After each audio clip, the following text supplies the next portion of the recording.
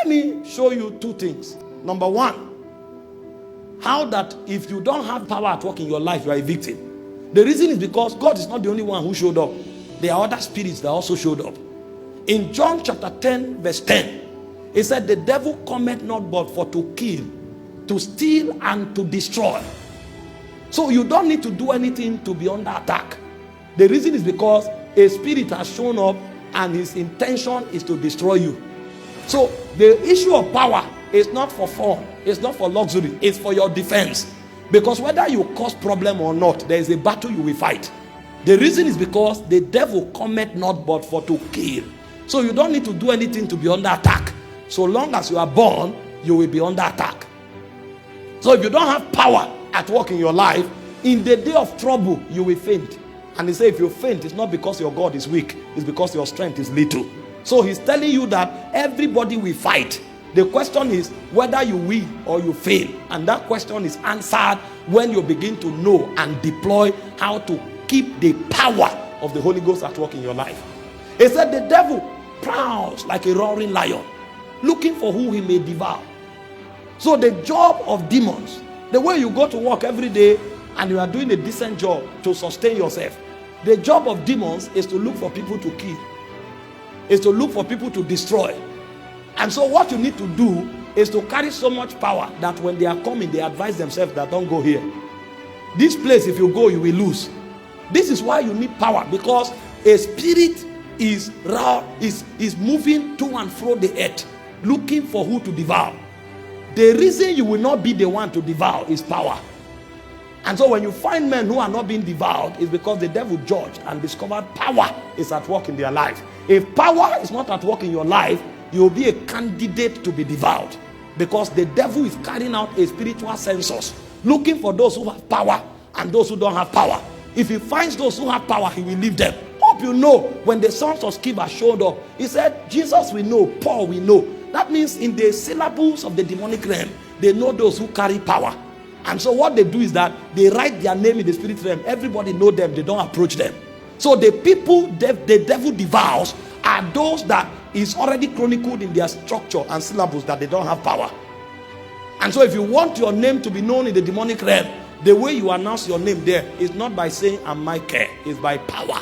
Because when Moses came to Pharaoh, he didn't ask him the name of his God for a nomenclature purpose. When they say, who is your God? Moses dropped his staff. The staff became a snake. What he's saying is that my God is the God of power. And the way Pharaoh also responded is to call his wise men, and they too dropped their staff. When the staff of Moses swallowed the staff of the wise men of Pharaoh, they now knew who the God of Moses was. So the way you introduce yourself in the spirit is by power. And Moses showcased so much power that a point came, he became a god in Egypt. The way Moses dealt with Pharaoh is actually the way every man should walk on earth. Moses will show up and say, let my people go, that they may serve me. The God of the Hebrew have sent me. And Pharaoh will say, I won't. Moses will say, all right, since you refused, by this time tomorrow, frogs will visit. And he will go. See, you don't negotiate with evil. You power them out of your atmosphere. Moses will go and rest. And then Pharaoh will go and say, please come, we're about to die. Moses will show up again. He said, please, I changed my mind. Okay, because you have, they will leave tomorrow. He will go. After they leave, Pharaoh will now say, I won't.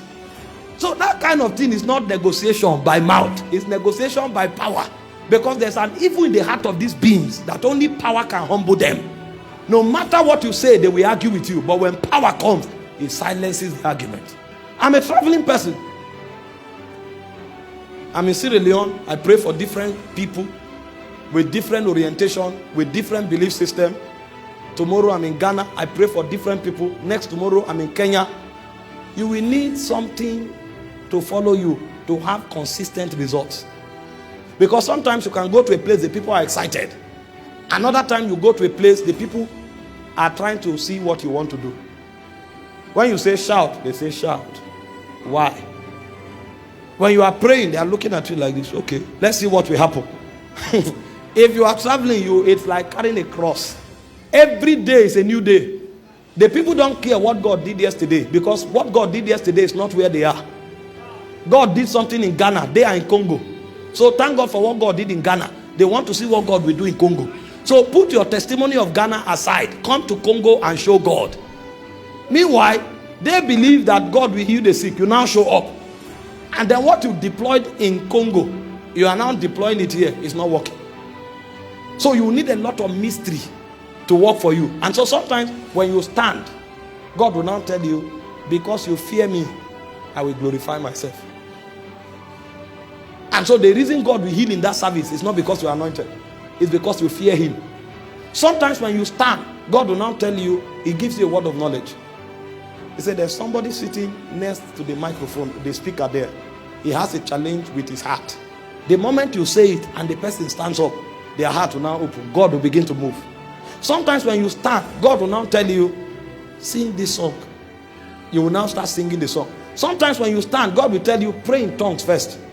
You will now be praying in tongues. They won't know what you are doing. You are deploying different mysteries. And so when God is now dealing with you in the area of reverence, it's not just because he wants to teach you reverence. That reverence will become your salvation when you are in a different country. When God is teaching you how to sow seeds, that seed may not just to be to prosper you. That seed will be the reason why God will act where your faith will fail in a strange land. And so there are many mysteries that are put together to engender different dimensions of glory. And so Moses will show up again and say, since you refuse, by this time tomorrow lies will visit. So Moses was sending errands. Since I'm talking and it's not making sense, I will send errands through other agencies. And finally, when Moses came, he told him, there will be a cry in Egypt, such as have never been heard. All the firstborn sons of men and beasts will die. And he told Pharaoh something. He said, you will never see me again. Oh, God of mercy. When will this kind of generation emerge? Now, Pharaoh is the strongest person on earth at that time. Moses came to him and said, you will never. That means my coming before you is a privilege. And because you have abused it this 9 times, this 10th one is the last. You will never see me again. And true to Moses' word, all the mighty men of Pharaoh drowned in the belly of the Red Sea. Because that night, when that plague came and everybody died, there was cry in Egypt. Pharaoh sent to Moses and said, please go, carry everything.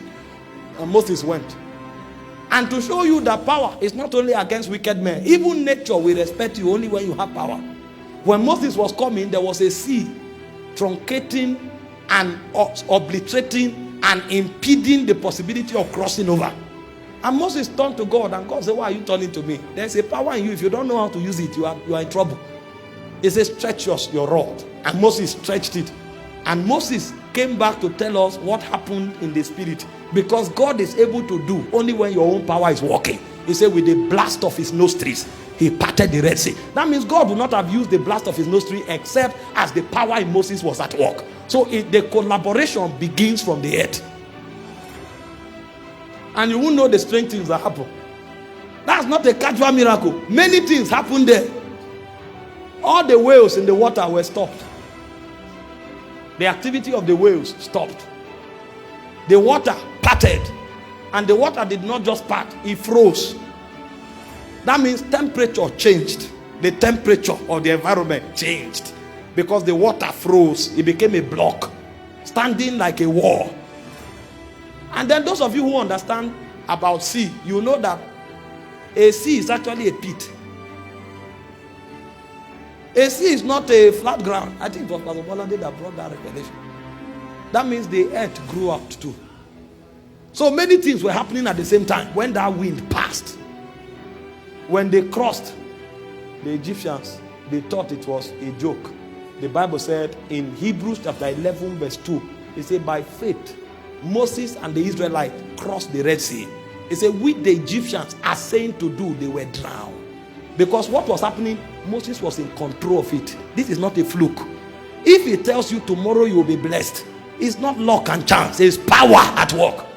And so when a believer is talking, he needs to talk from power. When you tell somebody that this week a door will open, it's not luck and chance. Nothing happens by luck and chance. It's power that makes things happen.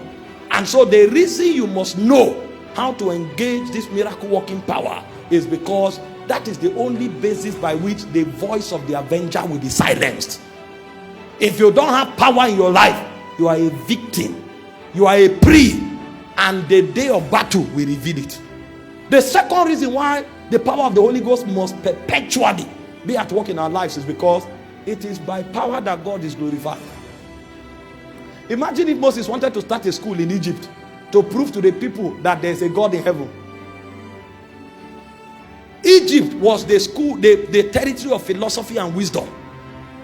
The first civilization of knowledge was systematized and institutionalized in Egypt. You can't beat them. They are called wise men of Egypt. They were the first people that were addressed as the wise men. Wise men began from Egypt. You don't beat them with human intelligence.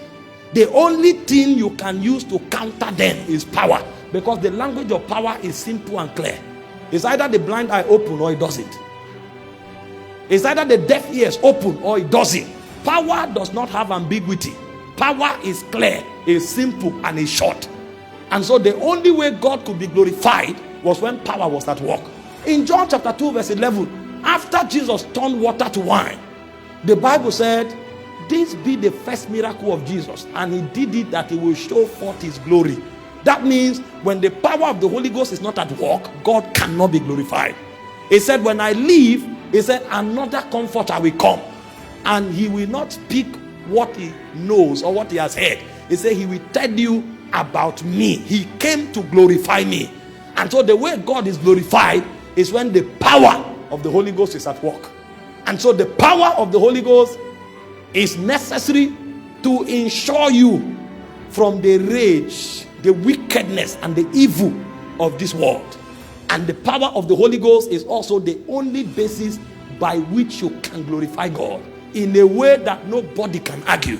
If there is no power, our God can still be debated. But when power shows up, it becomes clear that one is superior to the other. The first revelation of God in the Bible is as a God of power. He said in the beginning, Elohim. The word Elohim means almighty. In the beginning, the Almighty created the heavens and the earth, because God needed power to create a distinction between him and everything that is created. This is why the Holy Ghost came to furnish us with power. In Acts chapter 1 verse 8, he said, not many days from now, you shall receive the Holy Ghost, and not wisdom, and not utterance, and not favor. You shall receive the Holy Ghost and power, because everything is in power. Wisdom is a type of power. Utterance is a type of power. Healing is a type of power. It's just the way we have light here now. This is power. This amplification of sound is power. This light is power. The AC working and producing cold sensation is power. Light is wisdom. This volume you are seeing is what creates. All of that is a type of power. And so when power shows up, everything shows up. And so the Holy Ghost came, amongst other things, primary among other things, to manifest the power of God. And you need that power because your insurance is tied to power, and God being glorified in your life is also tied to power.